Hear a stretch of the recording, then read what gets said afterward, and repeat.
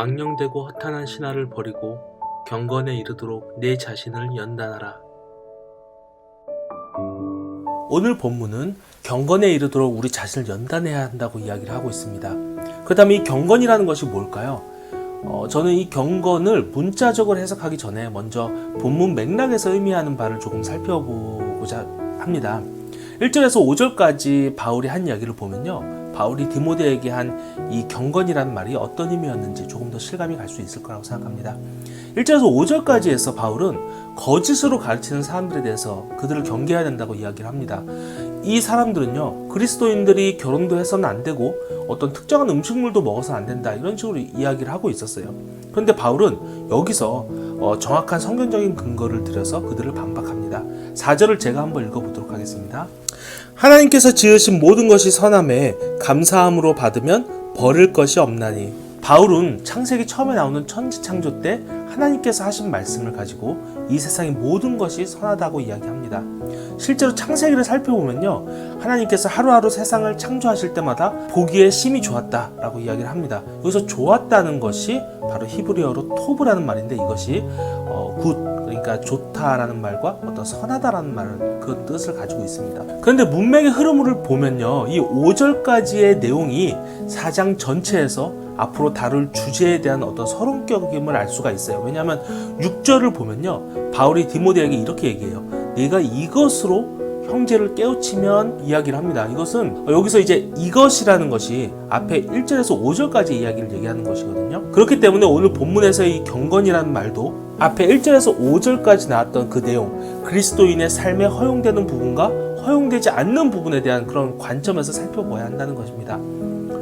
오늘 우리는 조금 더 구체적으로 세상의 문화 속에서 우리가 어느 정도까지를 용인하고 어디까지를 허용하지 말아야 하는가라는 것을 본문의 경건의 관점에서 살펴보고자 합니다. 언뜻 보면 사도 바울이 하나님이 세상을 선하다고 하셨기 때문에 우리는 세상의 모든 문화가 다 선하다고 생각을 하며 그것을 즐기고 또 마음 내키는 대로 그것을 누리면서 살아가면 된다고 생각할 수가 있어요. 하지만 우리가 기억해야 하는 것은 하나님께서 선하게 창조하신 이 세상은 동시에 죄로 인해서 타락한 세상이라는 어떤 이중성을 가지고 있다는 것입니다. 그렇기 때문에 바울은 이 7절 부분에서 오늘 본문 말씀에서 이야기를 하고 있는 것입니다. 앞부분을 먼저 볼게요. 망령되고 허탄한 신화를 버려라 라고 얘기해요. 이거 NIV 영어 성경으로 보니까요, Godless myth라고 이야기를 하거든요. 그러니까 하나님이 없는 신화라고 이야기를 하는 거예요. 그러니까 우리가 버려야 할 것은 하나님이 없는 신화인 것입니다. 신화는 우상에 대한 얘기잖아요. 하나님이 아닌 어떤 다른 신에 대한 얘기잖아요. 그래서 우리가 바라고 소망하고 즐기고 누리는 것 중에 하나님이 없는 우상은, 그것은 버려야 한다는 이야기입니다. 여러분, 우리는 우리 자신의 세속적 욕구를 점검해 보아야 합니다. 우리가 우리 문화의 모든 우상들, 이를테면 돈이나 성이나 권력 같은 것들을 모두 무비판적으로 소비하고 있지는 않는지, 또 우리가 영화를 보고 음악을 듣고 TV쇼 같은 것들을 보는 것에 있어서 은연중에 그것들이 단순히 우리 자신의 감각적이고 어떤 자극적인 성적 욕망이나 폭력 같은 것들을 충족시키기 위한 수단으로 쓰고 있지는 않는지 우리가 항상 살펴봐야 한다는 것입니다. 성경은 성적인 타락이나 폭력과 같은 것들이 하나님의 영광을 드러낸다고 하지 않아요. 오히려 성경 곳곳에서 이러한 것들은 하나님을 떠난 징표로 표현되고 있어요. 소돔과 고모라도 그렇고요, 사사시대에 대한 어떤 묘사도 그렇고요. 하지만 현대를 살아가는 우리는 이러한 것들을 너무 관대하게 다루는 경향이 있습니다. 대중문화의 어두운 면이 거의 무비판적으로 우리의 삶에 깊숙이 투영되고 있는 것입니다. 하나님의 은혜를 깨닫고 그리스도인으로서 살아가면서도 이러한 경거치 못한 것들, 즉 하나님이 없는 우상에 대해서 안 돼 라고 말하지 못한다면 그것은 하나님의 뜻과 정면으로 대치되는 일인 것입니다.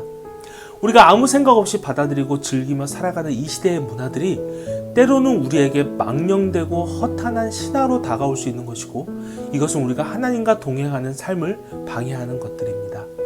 바울은 이어서 이렇게 이야기를 해요. 7절 하반절에서 이렇게 얘기합니다. 경건에 이르도록 내 자신을 연단하라. 이것도 NIV로 보면요, Train yourself to be godly라고 이야기를 해요. 그러니까 앞에 godless에 대비해서 뒤에 godly라고 이야기를 하지 않습니까? 그러니까 경건이라는 것은 하나님이 없는 우상을 버리고 하나님께서 기뻐하시는 삶을 사는 것을 이야기하는 것입니다. 우리는 이 시대의 문화를 누릴 때 조금 더 순결함과 신중함으로 다가가야 합니다. 여러분들 중에 혹시 2000년 전 사람인 바울이 현대 사회에 대해서 이러쿵저러쿵 이야기하는 것이 달갑지 않은 분도 있을 거예요. 어떤 분들은 나의 신앙의 자유를 아무도 빼앗을 수 없어, 그거는 뭐 율법주의로 돌아가는 거야 라고 이렇게 생각하는 분도 있을 거예요. 하지만 바울은 이미 그러한 것들을 걱정해서 먼저 1절에서 5절에서 어떤 율법적인 부분들이나 행위적인 부분들, 그리고 어떤 이단적인 부분들을, 그런 것들에 대해서 먼저 선을 그은 것입니다. 은혜를 강조하는 우리의 삶이지만 경건은 바로 은혜를 입은 사람들이 필수적으로 보여야 할 모습이기 때문입니다. 그리스도인은 자기 마음대로 살아갈 전적인 자율성이 있지 않습니다. 하나님 안에서 신자로서의 삶을 살겠다고 결심을 했다면 이제는 악한 것들을 소비하던 습관을 조금씩 끊어내야 하는 것입니다. 이것이 쉽지만은 않거든요. 그렇게 바울은 그것을 위해서 훈련하고 연단해야 된다고 이야기하는 것입니다. 지금 누리며 살아가는 것들 중에서 하나님으로부터 멀어지게 하는 것이 있나요? 하나씩 잘라내기를 소망합니다.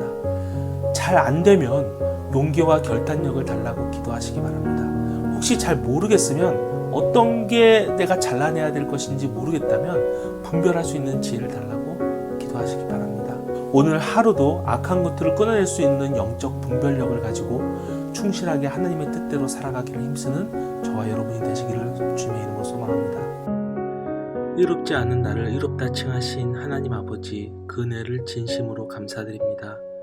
이제 은혜를 입은 자로서 하나님께서 기뻐하시는 삶을 살기를 원합니다. 나의 세속적 욕망이 죄에서 비롯된 것은 아닌지 분별할 수 있는 지혜를 주세요. 그리고 그것을 끊어낼 수 있는 용기 또한 허락해 주세요. 그리하여 경건한 삶으로 날마다 주님께 나아갈 수 있기를 원합니다. 언제나 삶으로 하나님께 예배할 수 있기를 소망합니다. 예수님의 이름으로 기도합니다. 아멘.